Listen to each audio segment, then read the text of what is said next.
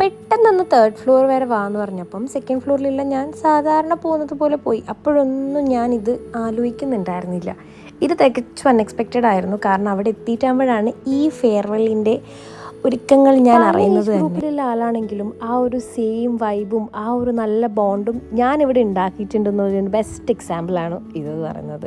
സന്തോഷത്തോടെ ചിരിച്ച് കളിച്ച് ഇറങ്ങി പോകാമെന്നായിരുന്നു എൻ്റെ പ്ലാൻ. പക്ഷേ ഒരു വഴിക്ക് നടക്കുന്നു തോന്നുന്നില്ല.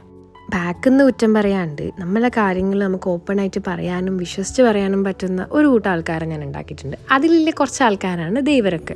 അപ്പോൾ എന്തായാലും എൻ്റെ സ്ട്രെസ് ബസ്റ്റേഴ്സ് ആയിരുന്നു. അവർക്കും ഞാൻ സ്ട്രെസ് ബസ്റ്റേഴ്സ് ആണെന്ന് എനിക്കറിയാം. അതുപോലെ തന്നെയാണ് എനിക്കും. കാരണം എവിടെ നിന്ന് കണ്ടാലും നമ്മളിപ്പോൾ കോഫി കുടിക്കുമ്പോഴായാലും വൈകുന്നേരം പോകുമ്പോഴായാലും ലൈക്ക് ഒരു വേറെ തന്നെ ഒരു ബോണ്ടായിരുന്നു. അപ്പോൾ എന്തായാലും അത് ഞാൻ മിസ് ചെയ്യും. അപ്പം അടുത്ത വിശേഷങ്ങളായിട്ട് അടുത്ത വീഡിയോയിൽ